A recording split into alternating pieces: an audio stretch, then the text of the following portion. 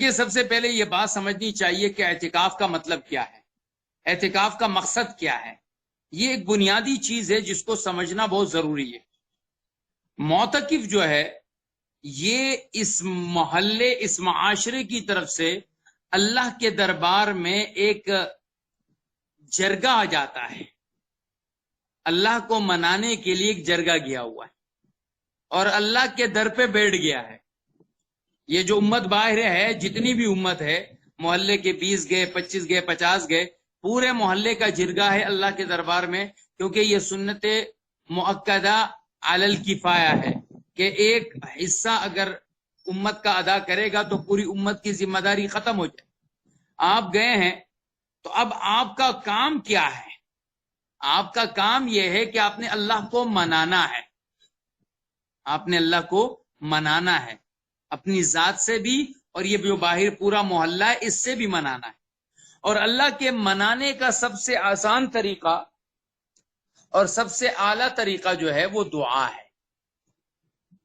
میں ایک بات بڑے درد سے کہتا ہوں، ہمارے اعتکاف میں ماشاءاللہ جہاں ہمارے تبلیغ والے حضرات ہوتے ہیں وہ یہ کوشش کرتے ہیں کہ جی 2.5 گھنٹے کی تعلیم ہو جائے، سیکھنا سکھانا ہو جائے۔ امام صاحب جہاں تھوڑے سے ایکٹیو ہوتے ہیں تو وہ معتکفین کو لیتے ہیں، ان کو مسئلے سکھاتے ہیں، یہ سب سکھاتے ہیں۔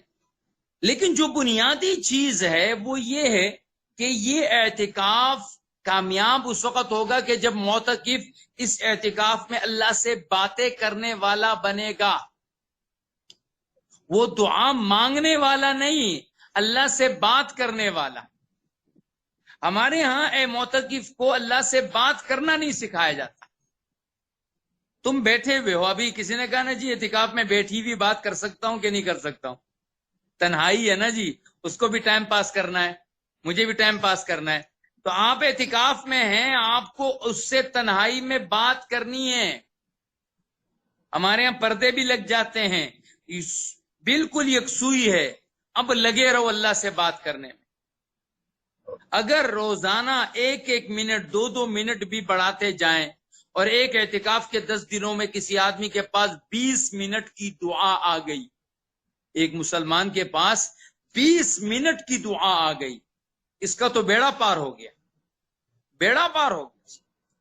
آج ہم عام مسلمان، عام چھوڑیے وہ لوگ جو اپنے آپ کو دیندار کہتے ہیں، جن کے سر پہ ٹوپی داڑھی آ گئی ہے، ان کے پاس بھی 10 سے 12 منٹ کی دعا نہیں ہوتی۔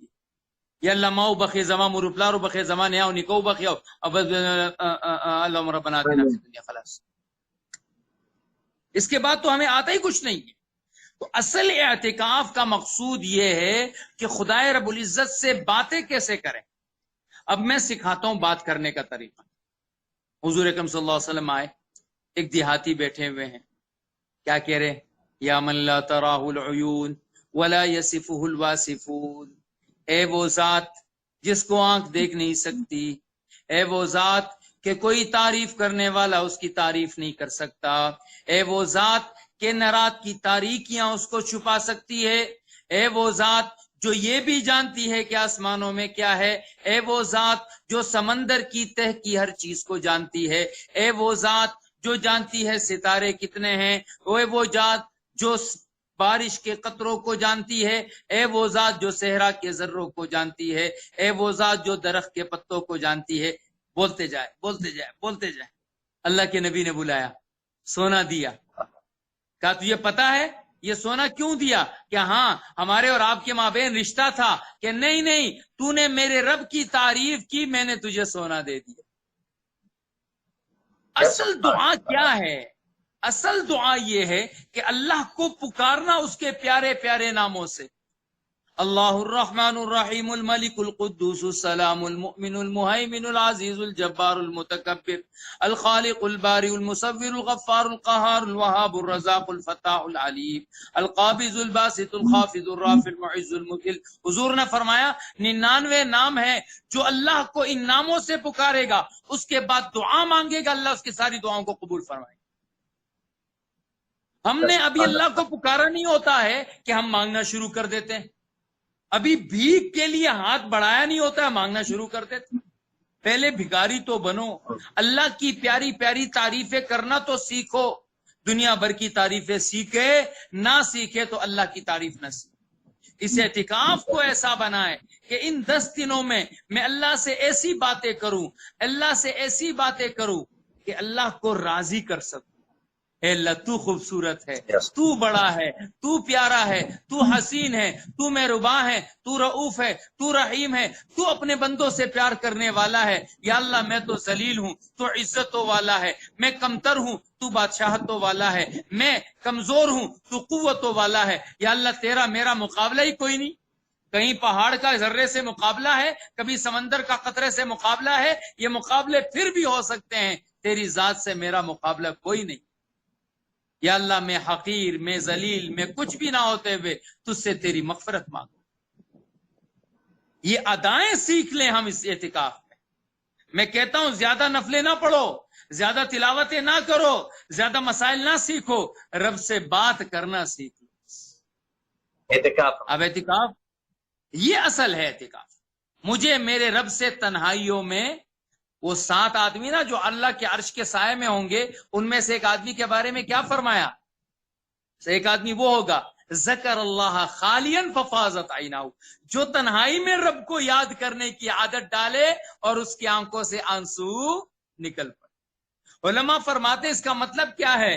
وہ آدمی بیٹھا تو مجمع میں ہے، پورے مجمع کو بھی پتہ نہیں چلا کہ اس نے رب کو یاد کر لیا۔